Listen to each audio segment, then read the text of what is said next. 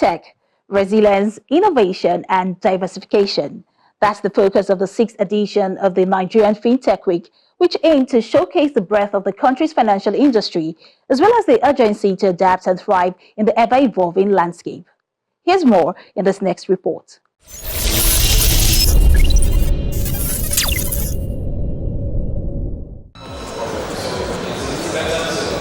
The 2023 edition of the Nigerian Fintech Week marks a significant milestone on the country's financial technology landscape. Anchored on the theme Fintech, Resilience, Innovation and Diversification, the event brings together a diverse assembly of industry experts, innovators, regulators and entrepreneurs, all united in their commitment to shape the future of financial technology in Nigeria. The Nigeria Fintech Week is an opportunity to showcase new thinking, solutions, thought leaderships, and products by our fintech ecosystem as we seek to connect, accelerate the development of, and advocate for fintech firms. The theme and overarching focus for this year's meeting is Fintechs, Resilience, Innovation, and Diversification.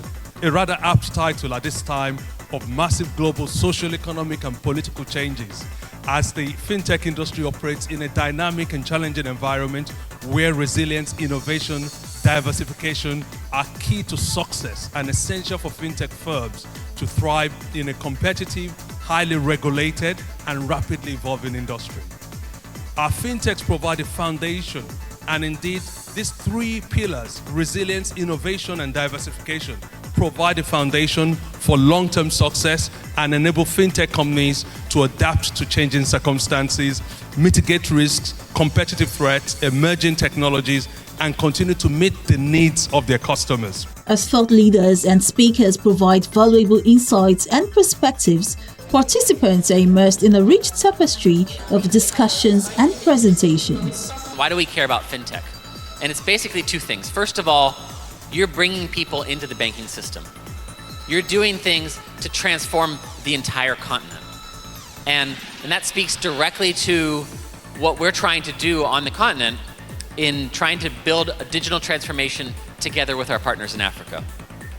We often used to say, we need African solutions to African problems. Heard that? Yeah? I think it's wrong.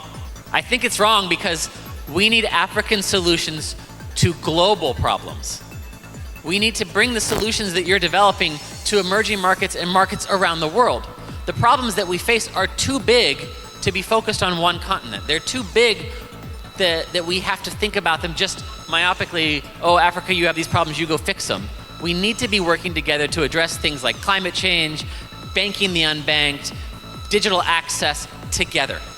And so when we talk about the digital transformation with Africa, we're talking about major US investments in infrastructure. As the 2023 theme speaks to the essence of the country's fintech industry, panelists shared their perspectives on strategies for building compliant organizations as well as understanding regulatory frameworks. Everybody thinks when you think fintech, it's only financial, but it goes beyond financial, right? So when in terms of compliance, for a lot of all these fintech companies, different compliance and regulatory parameters exist. You know, there's, for example, there's the CBN that regulates a certain aspect of the fintech space. There is SEC that also regulates a certain aspect of the fintech space. Even insurance tech, there is NICOM that needs to regulate a certain space within that sector. So when it comes to compliance and regulatory framework, we generally are looking for a framework that speaks to the entire fintech industry, which we don't really have today. We just have subsets of different regulatory institutions managing different subsets of the fintech space, right? So when it comes to compliance and as a fintech company, whatever subset space you work in or you are in, you need to also consider the regulatory compliance for that space. There is governance, there is regulation, which is there in the books, but how many knows this or how many of them practices this in the real time? That matters a lot. And that is the gap when we look it into a broader scale. Because if you look at CBN or NIDA, of course, these are Nigerian-based approaches, correct? Of course, there are global companies. If you look at all the fintechs, majority of the fintechs that we say, there's a link to a global economy. Maybe the funding is coming from US, or the promoter is from the US or the UK or other grown economies. So there are tight regulations in those parts of the world. Let's implement it and practice it locally so that the industry become more transparent. The first consideration that fintech companies have to have is to understand the regulations and the regulators, because if you do not understand your regulators and regulations, then you can't even be compliant, because you wouldn't know how to be compliant.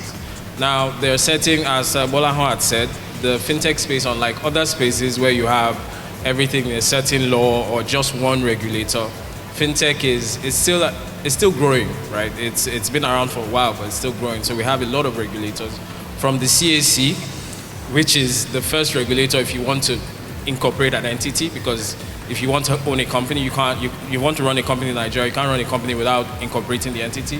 The event also saw the launch of a fintech white paper on Nigerian fintech's cloud adoption. The paper covers pillars of cloud computing, bringing to the fore issues on security and compliance, data migration, and adoption roadmaps. As the curtains of this year's edition fall, the resonance of resilience, innovation, and diversification echo through the hall, leaving attendees invigorated and poised to continue to drive progress in the country's fintech sector.